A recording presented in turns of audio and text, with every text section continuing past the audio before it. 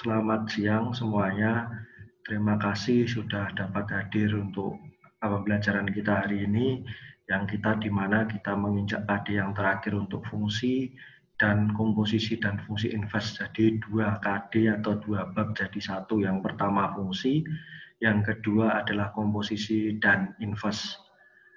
Yang kita mulai saja, yang belum join ini baru 26 anak, berarti masih kurang sekitar 10 anak.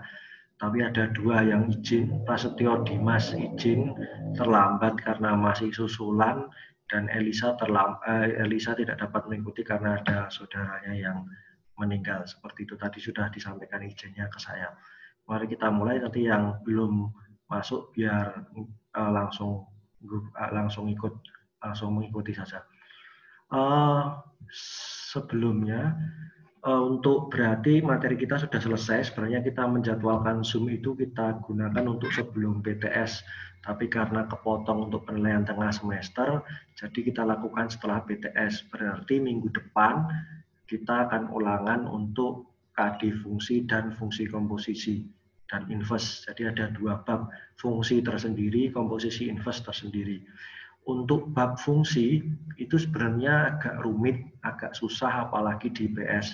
Selama saya mengajar, itu anak IPA kadang kesusahan, apalagi anak IPS itu secara tatap muka. Nah, ini secara daring mestinya susahnya tambah ya. Karena ada beberapa hal yang memang harus digambarkan, harus kita lihat secara bersama-sama, karena di situ ada proses penalarannya.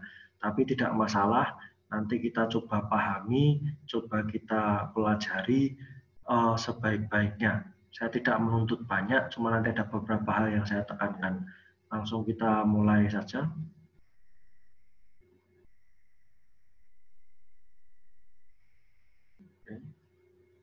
Nah, yang kita pelajari ini nanti 2 bab. Jadi yang pertama fungsi, terus kemudian fungsi komposisi dan inverse. Saya masuk ke fungsi terlebih dahulu. Nah, ini fungsi. Fungsi itu materi yang sebenarnya sudah kalian pelajari waktu kalian di SMP. Itu mesti kalian pelajari tentang relasi dan fungsi. Kalau tidak salah di kelas 7 itu ada materi relasi dan fungsi. Relasi itu apa? Mesti kalian di SMP awal itu belajar himpunan. Himpunan itu himpunan, terus kalian gambar pakai diagram Venn, kalian gambar pakai bunder-bunder itu. Nah, fungsi nanti setelah itu ada relasi, ada fungsi. Jadi fungsi itu dia menghubungkan antara 2 buah himpunan. Itu kita hubungkan pakai fungsi. Nah, seperti ini. Jadi fungsi itu sudah kalian pelajari di SMP, cuma di SMP itu fungsi secara sederhana, fungsi secara mudah. Nah, untuk di SMA ini kita pelajari lebih detail dengan simbol matematik, dengan anotasi matematik, dan apa arti fungsi itu sesungguhnya. Nah, ini mungkin agak susah, tapi saya usahakan untuk menjelaskan pelan-pelan, dan saya tidak menuntut kalian untuk ngerti 100% karena ini merupakan materi yang susah, tapi setidaknya secara garis besar kalian paham. Kenapa materi ini fungsi jadi susah? Karena di SMP kalian sudah dapat, dan SMP kalian juga berbeda-beda. Ada yang dari SMP mana, dan tingkat pengetahuan kalian juga berbeda-beda. Kita tidak mulai dari awal. Jadi itu yang menyebabkan susah, dan materi ini memang harus menggunakan nalar, harus menggunakan logika yang baik, yang ditutas secara pelan-pelan. Jadi kalau materi di SMP kalian belum menguasai secara total, di SMA akan kesulitan juga. Sama materi yang kita pelajari sekarang, kalau kalian tidak pelajari secara detail, kalau kalian tidak ngerti, mungkin nanti di kelas 11 akan mengalami permasalahan. Saya ngomong dari depan, jadi fungsi itu dia adalah, ya ini saya fungsi dinotasikan dengan huruf kecil. Jadi seperti F, G, atau H pakai huruf kecil. Apa harus F, G, atau H? Tidak. Yang penting di huruf kecil. Dari A sampai Z bisa. Cuma lazimnya atau biasanya itu ditulis F, G, atau H. Biasanya yang paling lazim yaitu F. Kenapa kok F? Karena fungsi itu bahasa Inggrisnya function. Maka disingkat menjadi diambil huruf F kecil. Jadi fungsi itu kalau cuma satu biasanya dituliskan pakai F, E, atau F sama dengan. Apakah bisa huruf yang lain, Pak? Bisa. A, B, C, D boleh, tidak ada larangan. Cuma biasanya dituliskan dengan huruf F. Nah, dia memetakan dari himpunan A ke himpunan B. Kalau kalian SMP itu mempelajari, kalian gambar bunder-bunder, ada bunder 1, ada lingkaran yang kedua, terus kemudian dihubungkan dari kiri ke kanan. Nah, hubungan ini yang dia memetakan setiap anggota A ke anggota B itu namanya fungsi. Jadi fungsi itu dia memetakan antara dua buah himpunan, jadi dua buah himpunan dipasangkan itu dengan fungsi, di mana setiap anggota daerah A itu punya pasangan tepat satu. Jadi dua konco tepat satu, seperti itu. Nah, fungsi yang memetakan X anggota himpunan A, jadi X itu nggone A, ke Y anggota himpunan B. Jadi dia dipetakan dari X ke Y. Fx Y dibaca F memetakan X ke Y. Fx dibaca F memetakan X ke Fx dan seterusnya. Saya kira itu tidak begitu jadi persoalannya. Jadi persoalan intinya dia fungsi itu dia memetakan dari himpunan A ke himpunan B, seperti itu. Nah, himpunan dari nilai X, himpunan nilai X yang ada di A tadi, himpunan A tadi, maka dia dinamakan domain. Karena fungsinya F, maka dinamakan domain F atau daerah asal. Daerah asal itu bahasa matematiknya domain. Maka daerah asal F dinotasikan dengan D besar F kecil. D itu domain, F kecil itu fungsinya. Jadi ini kayak indeks di bawah gitu ya, tidak huruf kecil di sebelahnya D, tapi dia agak ke bawah, dia indeks. Nah, kalau misalnya fungsinya dia di sini DG, kalau misalnya fungsinya H ya DH dan seterusnya. Nah, sedangkan untuk himpunan dari Y, himpunan Y itu yang kanan, yang ditunjuk oleh fungsi tadi, dia disebut daerah hasil atau ring F, karena ada fungsinya F, maka dia ditonasikan dengan RF, dengan F ya, indeks kecil. Ngerti ya? Jadi kalau daerah asal itu simbolnya D karena dari domain, kalau daerah hasil itu ring, maka dia ditulis R. Kalau fungsinya F ya F, G ya G mengikuti. Jadi diingat-ingat kalau kita ngomongkan daerah asal berarti yang kita omongkan adalah X simbolnya. Kalau kita ngomongkan daerah hasil berarti simbolnya Y. Berikutnya, nah ini misalkan ada seperti ini. Misalkan fx 3x plus 1, fungsi tersebut dapat dinyatakan dengan persamaan fungsi ditulis kayak ini oleh pakai sama dengan gini ya boleh, sama saja. Tapi lebih mudah yang bawah ini. Nilai fungsi untuk setiap X pada daerah asal df, X demikian hingga ini dibaca sedemikian hingga sehingga. Jadi garis satu ini bacanya agak panjang. X demikian hingga sehingga minus 2 kurang dari sama dengan X kurang dari sama dengan 1 untuk X anggota bilangan bulat. Berarti X-nya berapa saja dari min 2 sampai 1 yang bulat yaitu min 2. Ini keliru ya, ini harusnya minus 2, minus 1, kosong, dan 1. Ini untuk daerah asalnya, sudah ditentukan di soalnya di sini. Terus daerah hasilnya pi, dia ini disubstitusi ke sini untuk ketemu nilai Y-nya. Caranya minus 2, ini saya contohkan 1, minus 2, jadi kalau di sini ada F minus 2, berarti minus 2-nya gantikan X yang di sini, berarti ada 3 kali berapa di sini, 3X itu kan artinya 3 kali X, berarti X-nya tadi diganti minus 2, berarti 3 kali minus 2 plus 1, 3 kali minus 2 plus 1 yaitu minus 6 plus 1 sama dengan minus 5. Terus ke bawah seperti itu. Ini materi yang sudah kalian pelajari di SMP, saya review sebentar. Berarti daerah hasilnya RF-nya berapa? Min 5, min 2, 1, 4. Nah, ini contoh yang sederhana, contoh yang mudah. Kenapa? Karena daerah asalnya sudah tertentu, cuma ada 4. Nah, nanti yang susah itu kalau daerah asalnya dia bilangan real, tidak tertentu, tadi ada banyak, maka daerah hasilnya nanti juga ada banyak. Kita pakai simbol matematik. Pakai simbol pembentuk himpunan. Nah, ini daerah asal itu pada bidang kartesius, yang gambarnya ada tanda bidang kartesius itu bidang yang kamu gambar itu ada 1, 2 dan seterusnya itu yang ada sumbu X sama sumbu Y itu. Nah, daerah asal itu terletak di sumbu X, sedangkan daerah hasil terletak di sumbu Y. Untuk menentukan daerah asal, kita perhatikan absis itu sumbu X yang paling kiri, yang paling besar itu yang paling kanan. Jadi untuk menentukan daerah asal itu dilihat garis yang mendatar sumbu X-nya. Paling kiri berapa, paling kanan berapa.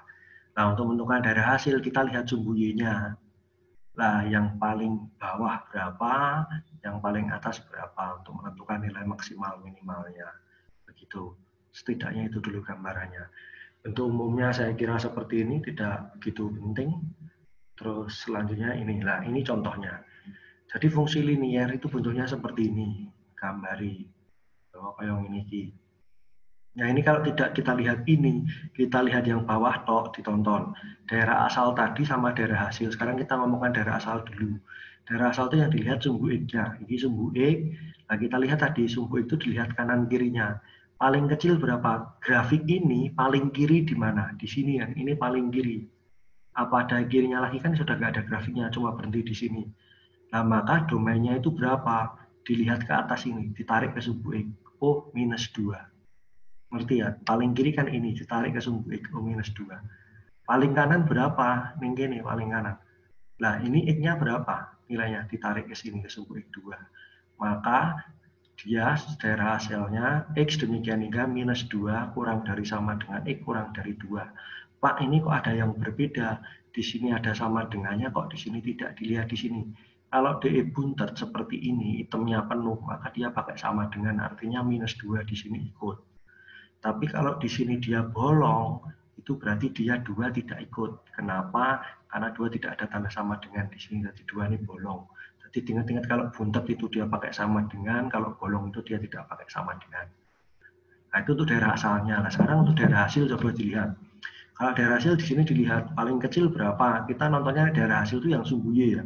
Paling kecil di sini berapa? Oh, minus 5. Paling besar di mana? Di paling atas di sini. Oh, 7.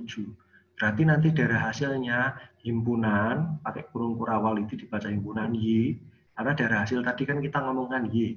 Y sedemikian hingga sehingga minus 5 pakai ini buntet kan, berarti pakai sama dengan minus 5. Di sini minus 5 kurang dari sama dengan Y kurang dari 7, di mana Y-nya anggota bilangan real, kan Y-nya di sini. Jadi Y-nya itu dari minus 5 kurang dari sama dengan X kurang dari 7. 7-nya tidak pakai sama dengan karena di sini bolong. Seperti itu untuk melihat dari grafik yang di sini.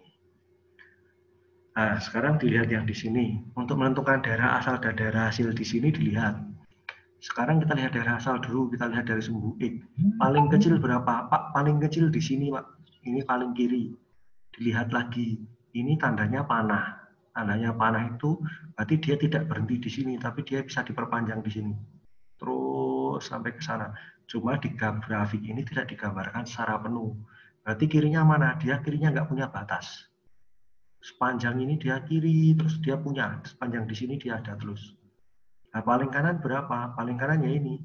Paling ini. Paling kanan berapa? Ditarik ke sumbu X1. Berarti paling kirinya itu banyak. Minta hingga minus saya iso enek. Maksimal 1.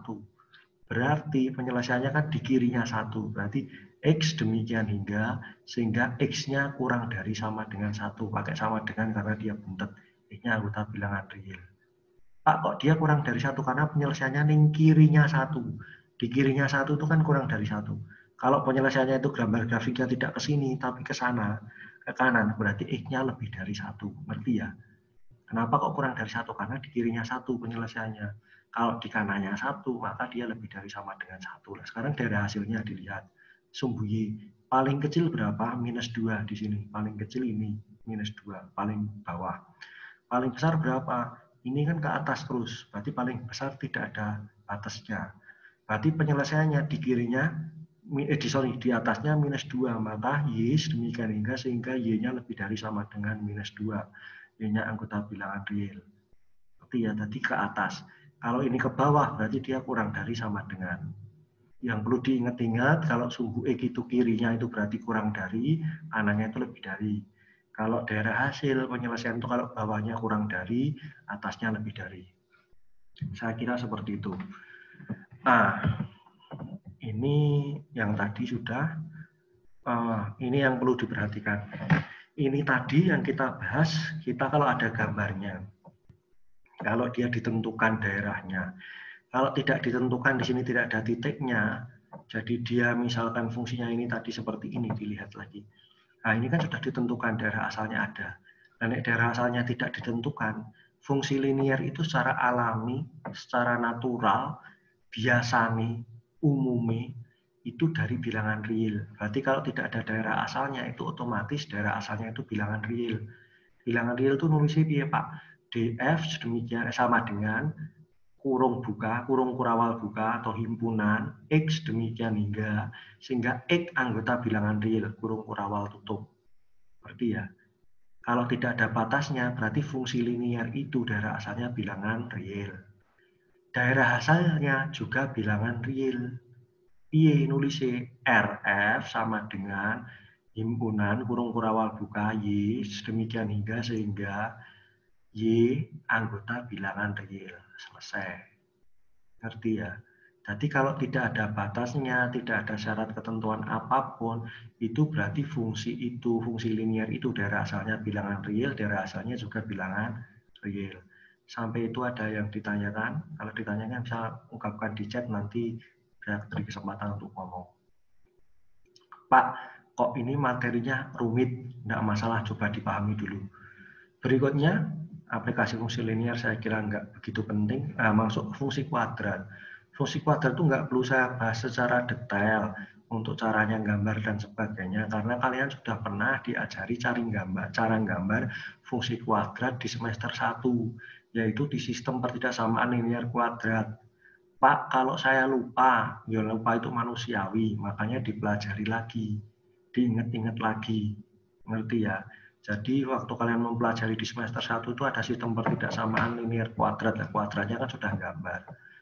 Ini saya ingatkan lagi, bentuknya fungsi kuadrat itu kayak ini, bentuk umumnya A kuadrat plus B plus C. Saya kira nggak perlu saya bahas secara detail. Nah, terus cara menggambarkan fungsi kuadrat itu gimana? Nanti diingat-ingat lagi. Yang pertama cari titik potong dengan sumbu X, cari titik potong dengan sumbu Y, terus cari sumbu simetri dan titik baliknya, nanti ketemu bisa digambar jadi satu. Nah, gambarnya yang ini kurang lebih. Nah, titik potong dengan sumbu X itu yang mana ini? Jadi grafiknya kan sing iki. Nah, titik potong dengan sumbu X saat dia berpotongan sama sumbu X yang mana? Ini sama ini lah, ini titik potong sama sumbu X. Dan titik potong sama sumbu Y ya saat ini grafiknya memotong sumbu Y ini, memotong sumbu Y. Terus sumbu simetri itu yang mana? Ini yang membagi grafiknya itu 2 sama besar. Terus titik balik yang mana ini? Jadi ini ada gambarnya seperti ini. Nah, ditonton yang gini. Nah, kalau fungsi kuadrat seperti ini, daerah asalnya mana? Daerah asalnya dilihat sumbu X-nya. Nah, sumbu X-nya ini kalau diperpanjang ke sana, terus ini grafiknya ini walaupun tidak ada panahnya, dia tidak berhenti di sini. Karena cuma gambarnya aja yang di sini terbatas, jadi dia berhenti di sini. Kalau ini bisa diperpanjang terus. Kalau tidak titik loh ya, kalau titik artinya berhenti kayak yang tadi ini berarti tidak berhenti, dia terus bisa ke sana. Nah, ini juga perpanjangnya diperpanjang ke sana terus. Jadi setiap sumbu X ini dia punya pasangan. Makanya daerah asalnya untuk fungsi kuadrat yaitu daerah asalnya df sama dengan x demikian hingga sehingga x-nya anggota bilangan real. Ngerti ya? Jadi kalau daerah asalnya fungsi kuadrat kalau tidak ditentukan berarti daerah asalnya itu bilangan real. Nah, daerah hasilnya yang dilihat di sini, daerah hasilnya ditonton yang gini. Nah, daerah asalnya atasnya batasnya berapa? Dia tidak punya batas karena yang dhuwur gini naik terus, di atas ini ada terus. Nah, terus yang tidak ada, yang bawah ada batasnya ada berapa? Paling bawah kan di sini -8. Nah, berarti daerah hasilnya Y demikian hingga penyelesaiannya di atasnya -8 tuh grafiknya. Berarti Y demikian hingga sehingga Y-nya lebih dari sama dengan -8. Kok pakai sama dengan ya? Karena di sini buntet, tidak bolong. Ngerti ya? Jadi daerah asalnya itu bilangan real, daerah hasilnya itu ya dilihat ini nanti gambar grafiknya ini. Titik baliknya itulah dia yang merupakan Y-nya di titik balik. Nah, itu yang merupakan penyelesaiannya. Saya kira itu ini cara untuk gambar grafiknya sudah di semester 1 lah, dilihat di sini. Nah, ini ada grafik seperti ini. Dia kepotong seperti ini, tidak full seperti ini. Kalau yang tadi dicontohkan full, ini tidak. Nah, ini daerah asalnya berapa? Ditonton paling kiri. Paling kiri berapa? Oh, 1. Paling kanan berapa? Di sini. Oh, berapa? Tarik ke atas 6. Berarti daerah asalnya X demikian hingga sehingga 1 kurang dari X kurang dari sama dengan 6 dengan X anggota bilangan real. 1 sampai 6. 1 sampai 6. Nah, kenapa kok satunya tidak pakai sama dengan? Saya ulangi lagi karena di sini bolong. Kenapa 6-nya kok di sini pakai sama dengan? Karena 6-nya buntet. Selesai. Terus daerah hasilnya paling kecil berapa sih? Paling kecil itu sini. Oh, -9 paling kecil. Buntet, -9-nya ikut. Nah, paling atas berapa? Paling atas kan di sini. X-nya, Y-nya berapa? 0. Berarti daerah hasilnya, Y demikian hingga -9 pakai sama dengan karena buntet. Kurang dari sama dengan Y, kurang dari sama dengan 0. Y-nya anggota bilangan real. Ngerti ya? Kalau ada kasus khusus dilihat gambarnya, kalau tidak ada kasus khusus berarti daerah asalnya ya tadi, bilangan real, daerah hasilnya sesuai dengan titik baliknya. Saya kira itu, ke sini juga sudah, ini juga. Lanjut, aplikasinya tidak perlu masuk ke fungsi rasional. Jadi di sini masuk ke fungsi rasional. Rasional itu fungsi yang opo, tadi linear sudah, kuadrat sudah. Sekarang masuk ke rasional. Rasional itu opo sih? Rasional itu, sorry di sini gambarnya agak kacau, tapi tidak apa-apa kita pahami. Rasional itu kayak gini loh bentuknya. Jadi ada pecahan, bentuk pecahan, ada pernya. Berapa per berapa, nah itu merupakan rasional, bentuk rasional. Kalau fungsi rasional berarti atasnya fungsi, ya bawahnya fungsi, atau salah satu fungsi. Ngerti ya? Jadi rasional itu saya enak pecahan ini, orang ngerti gampang. Yang bentuknya pecahan, yang ada tanda pernya, nah itu rasional. Nah, ditonton, gambar yang ini. Nah, grafik fungsi rasional itu nek digambar bentuknya yang ini. Kira-kira nek digambar.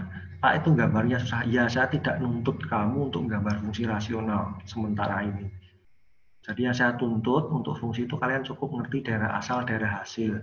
Sama proses berpikirnya untuk dapat daerah asal, daerah hasil itu bagaimana. Kalian ngerti itu menurut saya sudah cukup bagus. Perasa sing neko-neko. Yang penting itu dulu bisa. Dasarnya dulu bisa, konsepnya dulu kecekel. Kalau yang nanti yang pengembangan bisa ya syukur, kalau tidak bisa ya setidaknya kemampuan dasar itu sudah diperoleh. Jadi gambari yang ini. Ditonton daerah asalnya mana, daerah asal itu semakin ke sini dia ada panah di sini, berarti dia di sini semakin ke sini semakin ke kiri itu tetap duwe pasangan, ini semakin ke kanan duwe pasangan juga karena panahnya ke sini.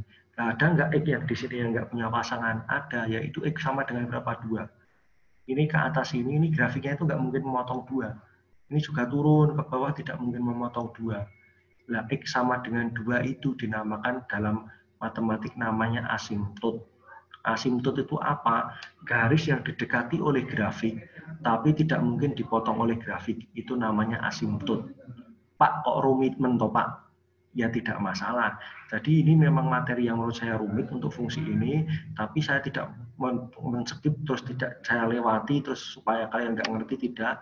Saya coba pelan-pelan, kita coba pahami bareng-bareng. Saya tidak menuntut banyak sampai yang detail, ngerti asimptot itu apa dan sebagainya. Paling tidak ngerti gambaran, oh itu namanya asimptot.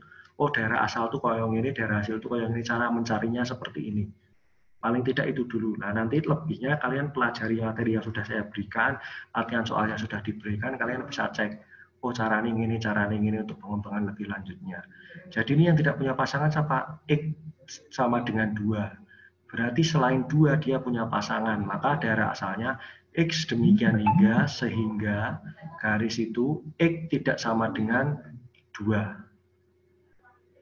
Nah, untuk daerah hasilnya sekarang, dilihat Y-nya itu semua ya punya pasangan. Ke atas ini punya pasangan, terus karena ini grafiknya diperpanjang, ke bawah ya punya pasangan.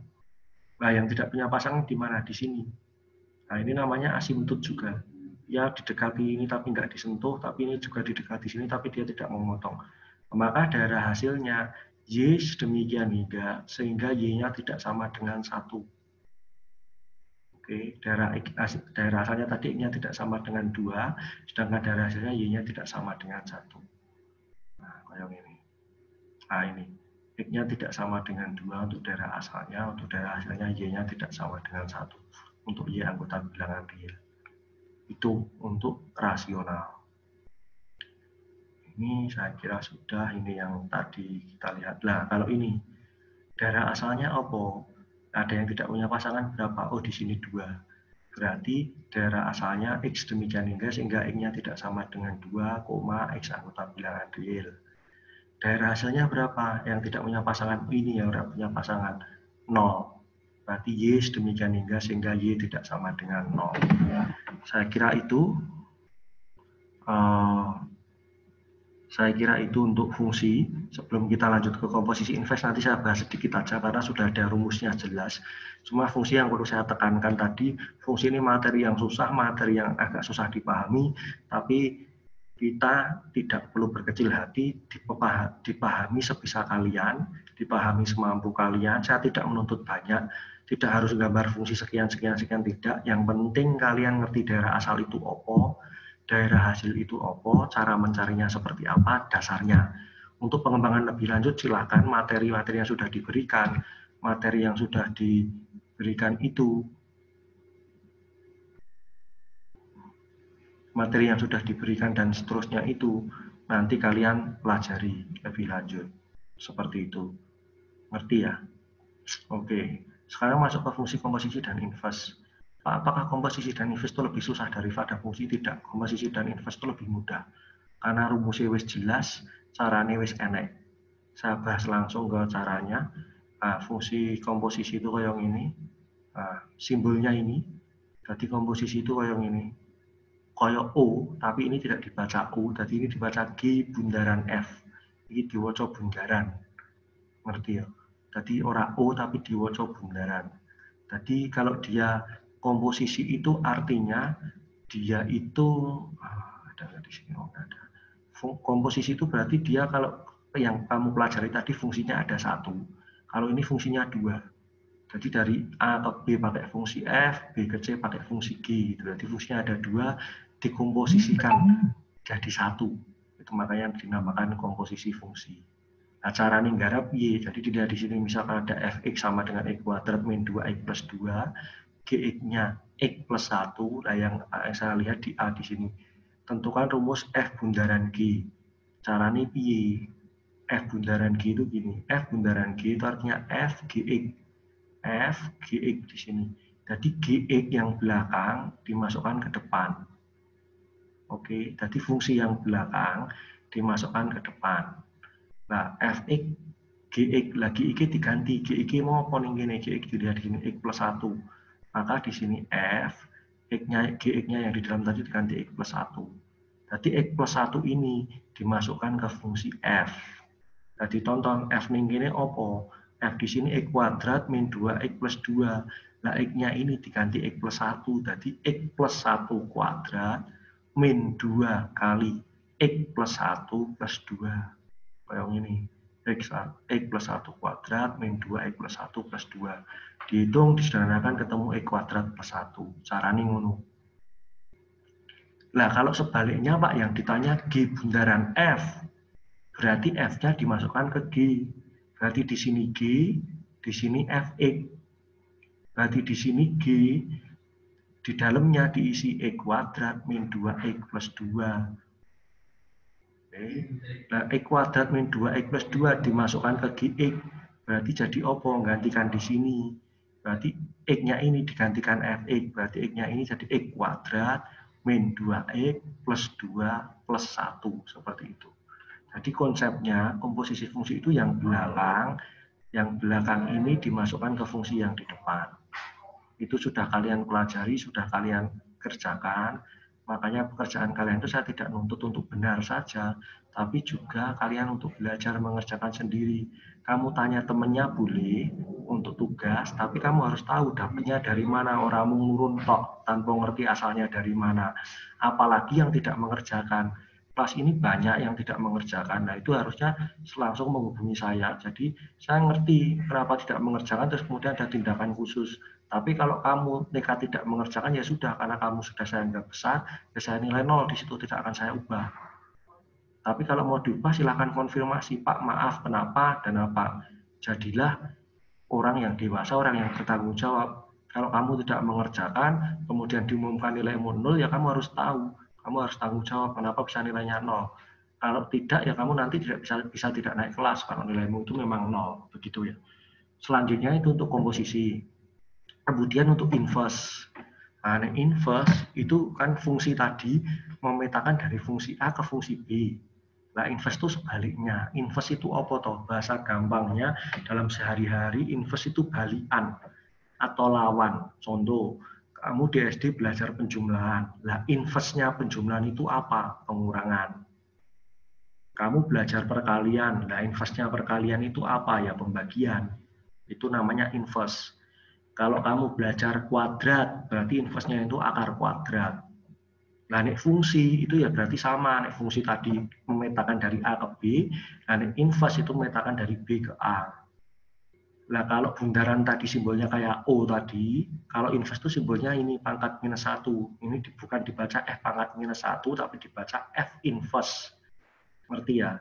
Kalau F tadi dari A ke B, nah inverse berarti seko B ke A. Nah, kayak ini. Jadi kalau ada fungsi seperti ini, A ke B, 1 dipasangkan ke 3, 2 dipasangkan ke 6, 3 ke 9. Nah, ini kalau dibalik, gambar ini gini, seko B ke A, 3 dipasangkan ke 1, 6 dipasangkan ke 2, 9 dipasangkan ke 3. Nah, ini namanya inverse. Iki fungsi F, iki F inverse. Ngerti ya? Nah, F itu 3X, F inverse-nya itu X plus X per 3. Nah, dapatnya ini caranya ini sekongen di caranya itu begini. Nah, kalau ada Fx sama dengan 3X plus 1 per X min 7, di mana X tadi tidak boleh 7, tentukan F inverse. Fx itu kan bisa diganti tadi Y. Jadi Y sama dengan 3X plus 1 per X minus 7. Podo nih gini. Jadi di sini Fx, di sini cuma diganti Y tok.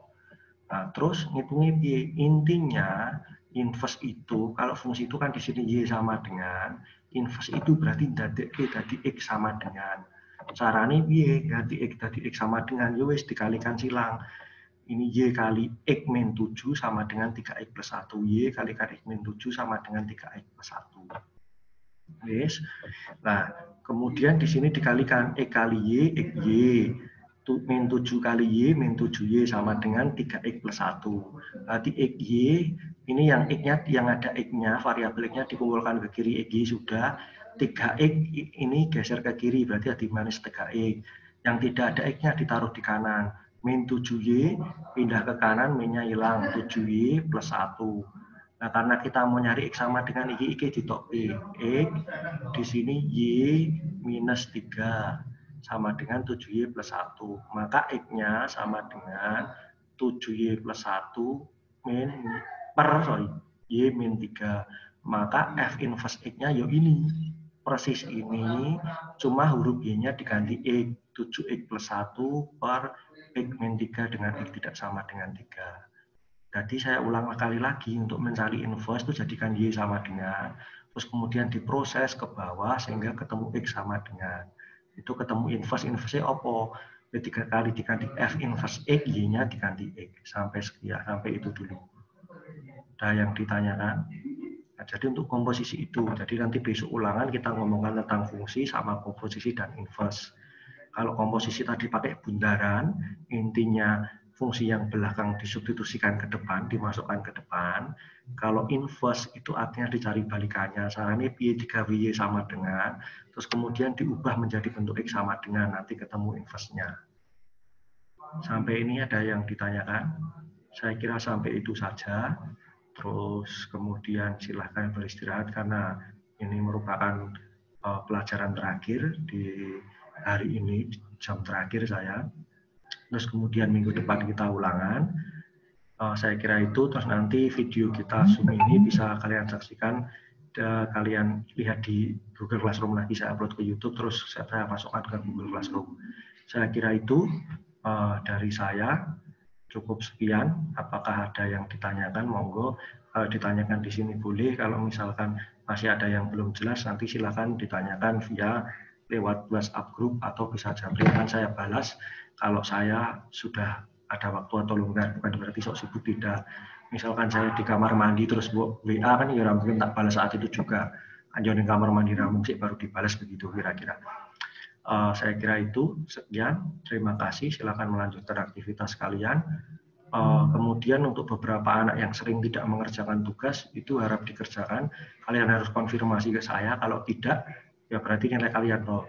Nanti hasil kalian seperti apa, tidak naik kelas seperti apa. Saya punya pedoman bahwa kalian tidak mengerjakan apa tugas yang sudah seharusnya kalian kerjakan. Sekian dari saya. Terima kasih. Selamat siang. Tetap semangat, jaga kesehatan masing-masing. Jangan lupa 3M. Terima kasih.